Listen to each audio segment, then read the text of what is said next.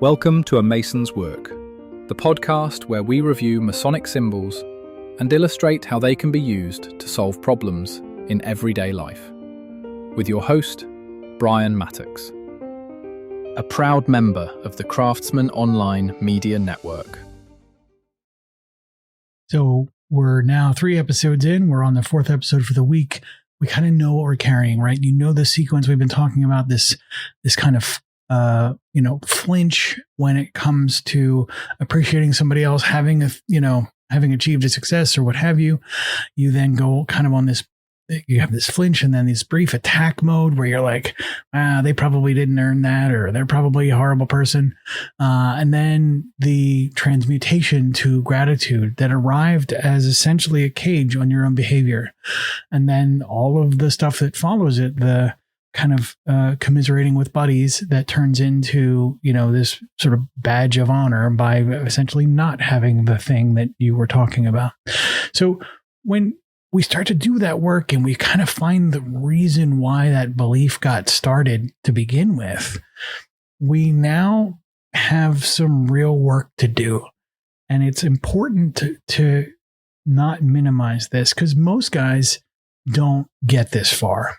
The entire process to even get to this conversation sucks. It's a lot of hard work. It's a lot of difficult looking in the mirror kind of stuff. But now that we know what to do, it's not the same as fixing it. Today, we start the process of fixing it. We come up with the actions that we need. And the best tool for action in a lot of cases, particularly this one, is the gavel.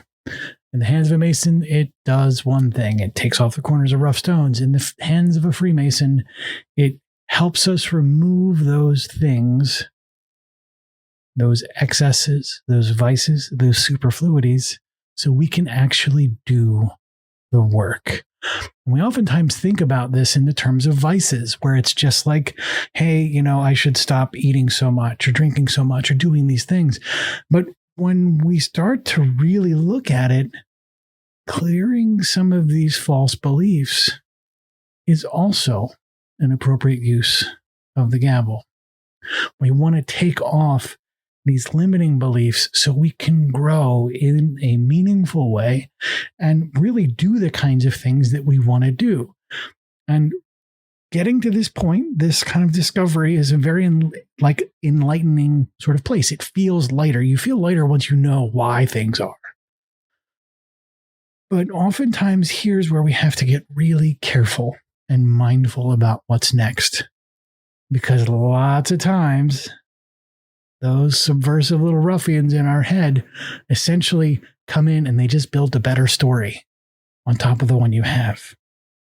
So it can feel like progress in the beginning, but if you build on the top of a foundation that hasn't been properly cleared, the new structure inherits all that instability of whatever's underneath.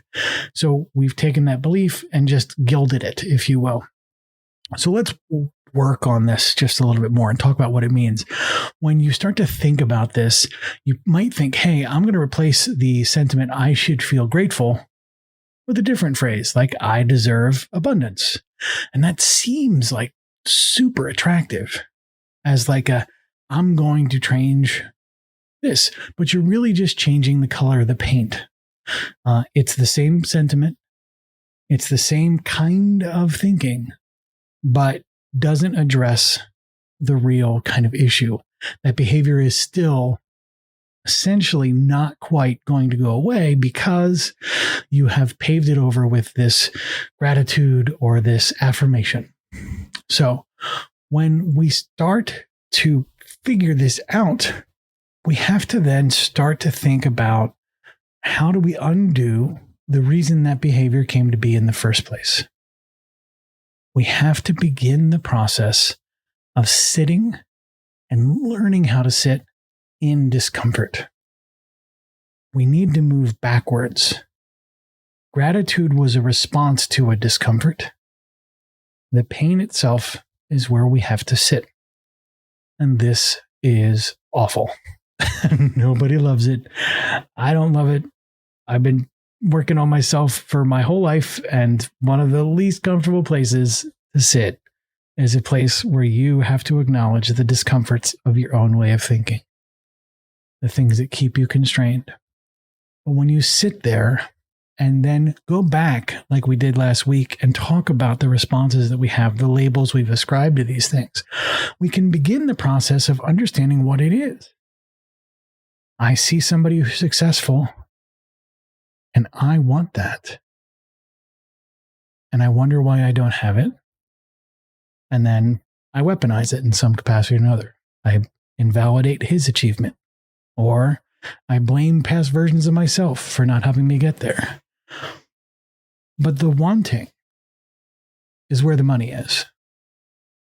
Sitting with that, in that place where you just have this twinge of envy or desire, sounds crazy to sit there because we're often taught that desiring a thing and wanting things is like physical objects and, beach houses or whatever, lake houses.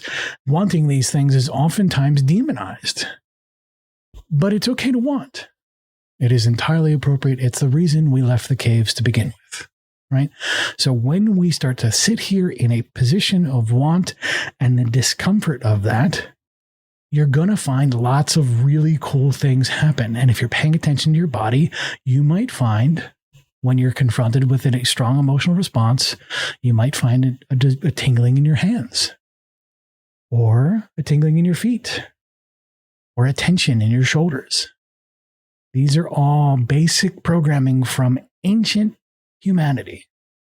This is the fight or flight reflex. And it comes in and it sucks and it kicks your butt, and then you label it something else and make it go away. Don't make it go away. Sit with it for a minute. This is what it means to really face your stuff. Sit with that discomfort and let it be. Don't try and fix it. Don't try and change it. Understand its texture. We'll get into ways to harness that discomfort and turn it into meaningful action in tomorrow's episode as we wrap up. The views represented in this podcast are those of the speaker alone and are not representative of any grand or subordinate lodge.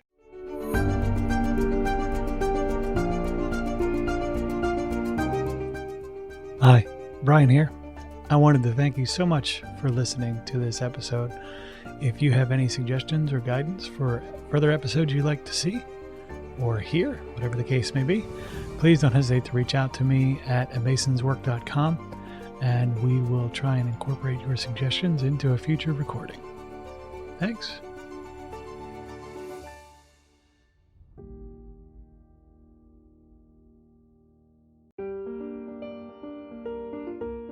Freemasonry teaches us that the true work is within, a lifelong journey of reflection, discipline, and discovery. At A Mason's Work, we help Masons bring out their best selves through meaningful self-inquiry and symbolic practice. From personal reflection to lodge engagement, we offer tools that turn symbols into action. Visit us at amasonswork.com. The work is within. The time is now.